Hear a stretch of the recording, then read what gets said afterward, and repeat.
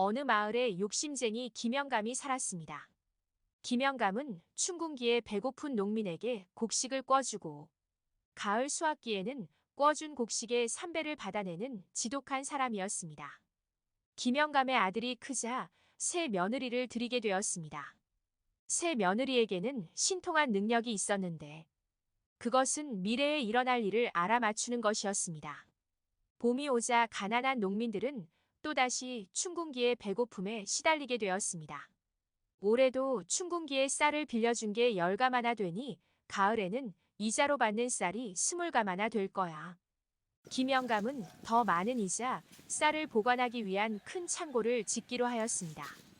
그러자 새 며느리가 나서서 김영감을 만류하였습니다. 아버님, 올해는 큰 흉년이 들어 빌려준 쌀조차도 걷기 힘들 것입니다. 김영감은 며느리의 말을 무시하고 커다란 곡간을 지었습니다. 그해 가을 거지가 끝나자 김영감은 농부들에게 빌려간 곡식의 3배를 갚으라고 닥달하였습니다. 금년 농사는 큰 흉년이 들어 빚을 갚기는커녕 올겨울 넘길 양식조차 모자랍니다요. 아버님, 허서방네도 개똥이네도 농사를 망쳐 빌려간 쌀을 갚을 수가 없답니다. 그러나 김영감은 농부의 딱한 사정을 봐주지 않았습니다. 이봐, 빌려간 쌀은 분명히 이자까지 다 쳐서 올 가을에 꼭 갚겠다고 약속을 했잖느냐. 김영감에게 빚을 진 가난한 농부들은 내년 농사에 쓸 종자까지도 모두 빼앗기고 말았습니다. 하하 곡간에 가득한 쌀 가마를 보니 먹지 않아도 배가 부르구나. 김영감의 곡간이 가득 차 갈수록 며느리의 표정은 어두워졌습니다. 어느 날 밤이었어요. 안 돼요. 여보, 왜 그래? 아, 꿈이. 아버님이.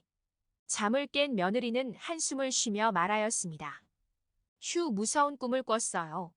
아버님이 지금처럼 남의 피땀을 계속 빼앗는다면 장차 큰 변을 당하시게 될 겁니다.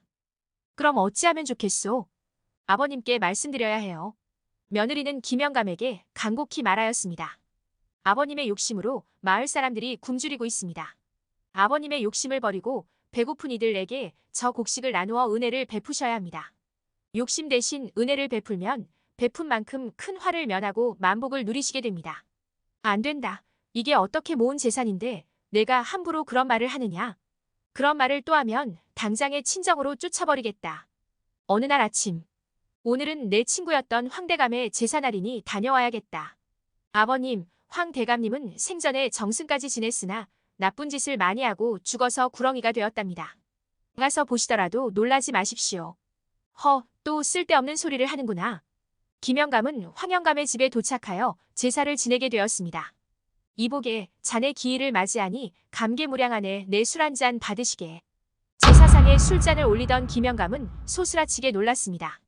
황영감의 제사상에는 커다란 구렁이가 또아리를 튼 채 혀를 날름거리고 있었습니다. 이 이복의 자네들은 저 구렁이가 안 보이는가? 네? 구렁이라니요? 저 구렁이가 제사상의 음식을 다 먹고 있지 않는가? 영감님, 무슨 구렁이가 있다고 그러십니까? 음식도 그대로 있잖아요. 제사상의 음식을 다 먹어치운 구렁이는 사라졌습니다. 해괴한 일이로다. 저 구렁이가 다른 사람의 눈에는 보이지 않나 보네. 제사가 끝났으니 모두 음복을 합시다. 영감님 많이 드십시오. 그러나 김영감은 방금 본 구렁이의 눈빛이 생각나 마음 편히 음복을 할 수 없었습니다. 날이 밝자 김영감은 집으로 돌아가기 위해 길을 나섰습니다. 황영감이 뱀으로 환생하다니 끔찍하네. 하긴 그 친구 살아 생전엔 너무 욕심이 많아 여러 사람들을 못살게 괴롭혔으니 천벌을 받은 건가. 놀라지 말라는 며느리의 경고가 이거였나. 생각에 젖어 집으로 향하던 황영감 앞에 갑자기 커다란 구렁이가 나타났습니다. 구렁이가 황영감인 것을 안 김영감은 납작 엎드려 애원하였습니다. 이복에, 날쌔, 자네 친구였던 날 잡아먹진 않겠지. 김영감을 노려보던 구렁이는 그를 알아본 듯 되돌아서 가기 시작했습니다. 김영감은 구렁이의 뒤를 쫓아보기로 했습니다. 잠시 후 멈춰선 구렁이는 주위를 살피더니 이크! 큰 바위 밑에 있는 2개의 굴 중 작은 굴로 들어갔습니다. 저 작은 굴이 구렁이의 집인 모양이군. 그 옆에 더 큰 굴은 뭘까? 황급히 집에 돌아온 김영감은 며느리를 불렀습니다. 다녀오셨습니까? 아가야, 이게 뭔 일이냐? 김영감은 며느리에게 자신이 본 일을 들려주었습니다. 아가, 내 말대로 황대감은 흉측한 구렁이가 되었더구나. 정말 끔찍한 일이야. 그리고 그 구렁이가 들어간 작은 굴 옆에 더 큰 굴은 누가 사는 굴이냐고 물었습니다. 며느리가 당황한 듯 답을 하지 않자 김영감은 답을 재촉하였습니다. 어서 말해보거라. 머뭇거리던 며느리의 대답은 충격적이었습니다. 그 굴은 아버님이 돌아가시면 들어가실 굴입니다. 뭐라고? 그럼 내가 더 큰 구렁이가 된단 말이냐?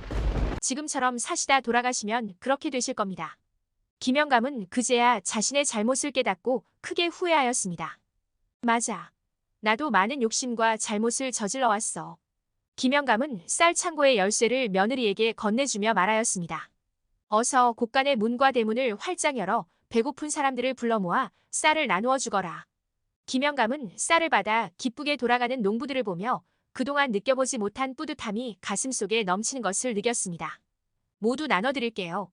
비록 곳간은 비었지만 어려운 이웃과 정을 나누니 내 마음이 기쁨으로 뿌듯해지는구나. 욕심을 버린 김영감은 이웃들과 함께 오래오래 잘 살았답니다.